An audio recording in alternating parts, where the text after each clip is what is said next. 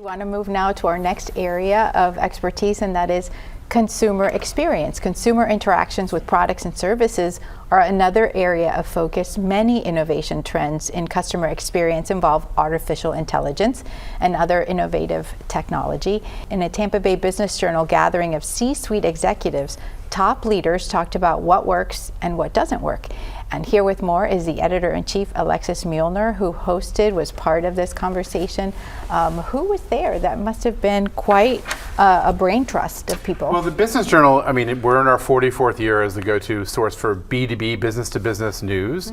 And we are a convener, and we've done that for a long time, where we want to bring together folks to have important conversations that are relevant in the moment. And these roundtables that we do, we hosted it at the offices of CDW in downtown Tampa, and it's a cross-section of different industry. We had the Bucks, we had KPMG, the financial firm, another financial firm called Webull, Pinellas County Schools, TECO, some health systems like Baycare and Orlando Health. And the idea was to explore this whole emerging trend of what's known as CX, or customer experience. Okay, and what would you say stood out to you the most? Well, we're all familiar with the moment where we're on the phone and we want to have a human voice, representative, may I find a human to talk to?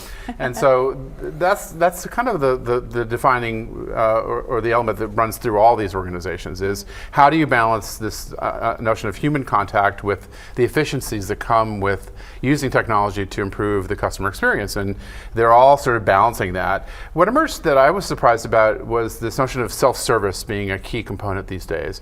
Baycare, for example, is really focused on helping people self-schedule things, for example, and that they're working to figure out ways to make that a seamless experience. TECO mostly focuses on move-ins and move-outs, and so the more they can make that process self-defining, the easier and more efficient it is for them. And things like that were really compelling, and just sort of, again, begin to do investment. KPMG, a massive financial firm, is spending billions over the next 5 years, working with third-party folks, which is unusual for them, to build internal systems. We're talking not only about exterior exposure, but also what happens internally in terms of recruitment and onboarding people. And these are ways that AI also falls into the picture. So many people think of the chat bots, and so does that work or does it not work? What was the feedback that you heard from the executives? Well, it's beginning to work better. I was on the phone with, we had an issue with our refrigerator, and I was on the phone with Samsung, and they said at the beginning of the call,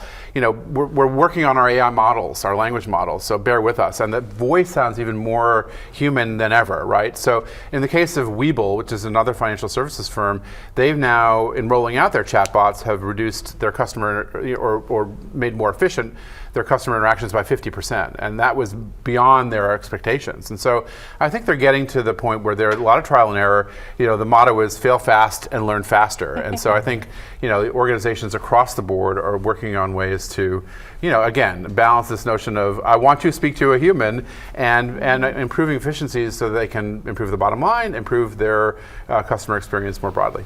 The last question that I have for you is more about on the journalism side. I know that the Tampa Bay Business Journal has been tracking changes involving artificial intelligence for years.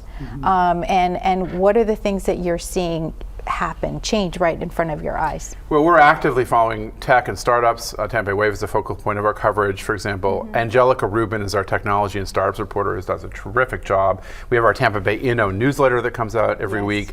And so we're always looking for sourcing and people to help us understand what's relevant and important.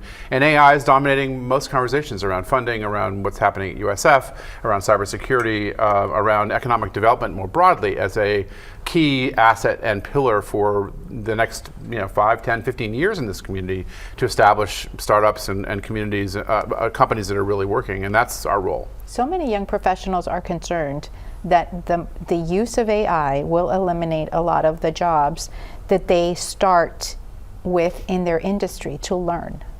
That's a concern, and we're hearing a lot about that. There's a lot of research being done. And I think it's still yet to shake out. I think that there, more importantly, is helping people understand ethical ways to use AI, and certainly the journalism world is understanding how it can make your time more efficient. I mean, I'm exploring ways that can help in terms of research and tools, but you're right. I think there is valid concern on the part of people looking for a job or careers to say, how am I going to be? Is the human touch going to sort of make it hard for me to find jobs where I used to have opportunity?